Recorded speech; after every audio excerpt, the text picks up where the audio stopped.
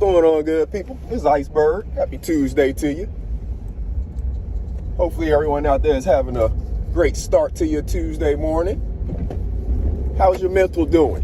Were you nice to yourself this morning? If you're listening to this first thing this morning, have you been nice to yourself, giving yourself some grace, spoken positivity and beauty into yourself?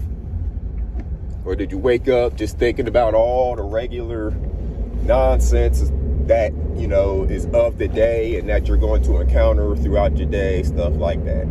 If you woke up in that bad place, that place of negativity or nonsense, you can start over right now. You can just press that reset button on your day. Go look at yourself in the mirror, speak some positive thoughts to yourself and tell yourself that you're going to have a better day and make it a better day.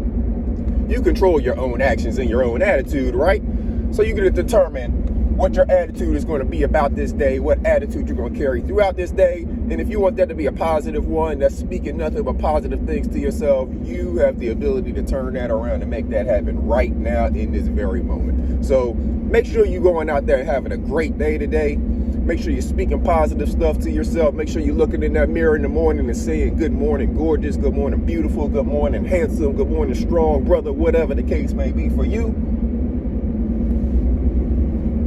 And make sure that you're passing that on to your people as well, to your children, to anybody in your life. Make sure that once you see this start working for you, once you see your mental health starting to get better and you feeling better about your self-confidence and all of that because of all the positivity you're speaking into yourself, make sure that you're passing this off to other people. Make sure you're having your children look in the mirror and say positive things to themselves.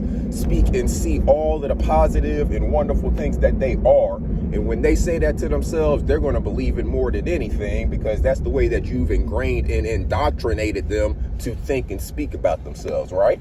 We talk about the schools indoctrinating children and churches and all these other places, but the parents have the ability to do that even more because you're with them from birth and you ingrain all of that stuff into them. So make sure you're indoctrinating into them, speaking positivity to themselves, seeing all of the wonderful things that are in them and talking to those things while they're working on the others, right?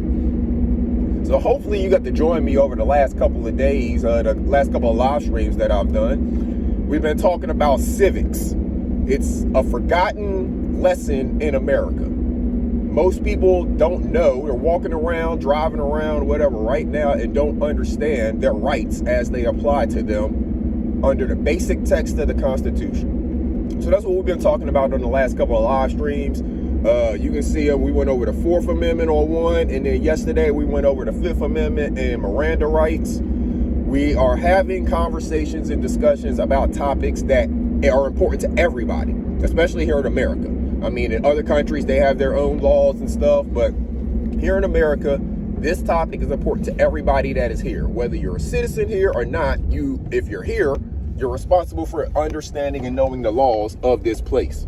So if you get a chance, check those out. I'm going to probably work on trying to clip them out into videos as well, so I can clip out, some of my intro stuff. And yesterday, after we talked about the 5th Amendment and Miranda, it turned into a really great conversation about relationships. A lot of people in the chat have been married 30 plus years. A lot of people 20 plus years. But there was so many people, I was surprised. They were saying 34 years, 35 years, 25 years. My wife and I, we're 22 years, just about. So a lot of experience in that chat on relationships and on having successful relationships because they're in the process of doing it. 35 years of being with the same person and building with that person, I call that a pretty successful relationship. But you don't have to get to 35 years. You get 5 to 7 years. If you make it 5 to 7 years with a person in a marriage, you are actually building something. You have gotten over some of those hurdles that all of us who are married have dealt with. So it's a good conversation. Make sure you check it out. It's very important that we have these conversations about our rights. We have to understand our rights. We have to understand when our rights are being violated. And when they're not being violated, we just don't maybe like the situation. A lot of the videos that we see of people getting arrested and stuff like that, Sometimes their rights are being violated, and we can point that stuff out. But there's other times where they may be getting handled in a way that doesn't look exactly happy or fun to the public, but they are being handled properly within their rights. So it's important that you know and understand where your rights are, what part of the spectrum you are in when you're dealing with the government, because all of these rights that we're talking about in the Constitution, they apply to the government, and the government doing these things to a person. So the government, through a police officer or the courts or something like that, are the ones who are doing these things to a person. It doesn't apply when you and me are having an issue. This applies to the government and our protection of the rights from the government doing certain things to us. The Fourth Amendment was about searches and seizures, either seizures of persons or of property, right? Or evidence. The Fifth Amendment is talking about your rights to, remain silent, not be punished for double jeopardy, things like that. So make sure you check those out.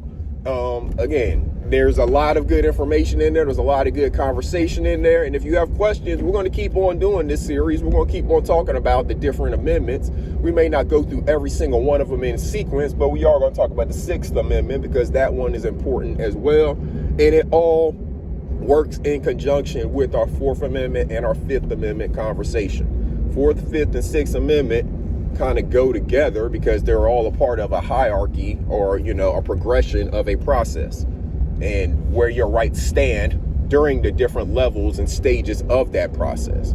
So that's why we're covering these three. These are three that a lot of people don't seem to understand, and I believe these are three extremely important ones that are causing a lot of people to get killed in their interactions with the police, because people don't understand what they have to do and what they don't have to do when they're having these interactions with the police. So more explanation and understanding of what it is that we're doing and needs to be happening in these situations may actually lead to safer and more productive interactions. Maybe less tickets and less shooting and less stuff like that, and more just conversation, de-escalated conversation about whatever the situation is, and then everybody goes on about their business and everybody makes it home to their family. But right now we have a lot of people, probably the majority of people, who either have not had a civics lesson since ever, if you're depending on the schools to do it, or it's been years and years. And people don't remember stuff that they don't deal with on a regular basis. So we need to take more time and we need to have more conversations about our rights. These rights have been here since the Constitution was written. There's extra ones written in different years, and there's court cases that impact how these laws are interpreted when it comes to us and our adjudication in the judicial process. So make sure, if you got time, check them out. If you got time to join the next one, please jump in the conversation. If you have questions about some of the previous topics, that's always welcome. In the one yesterday, we were talking about the Fifth Amendment, but there was a lot of conversations and questions that came up about some of our Fourth Amendment conversation. So it's all building, it's all a process, and it's all for us to have the conversation and get the discussion going. It's important to everybody. Everybody that is hearing me and that lives in the United States of America, this subject is important to you. So make sure y'all join the conversation. I'm about to go in here and get on the grind. This is Iceberg. Salute, good people.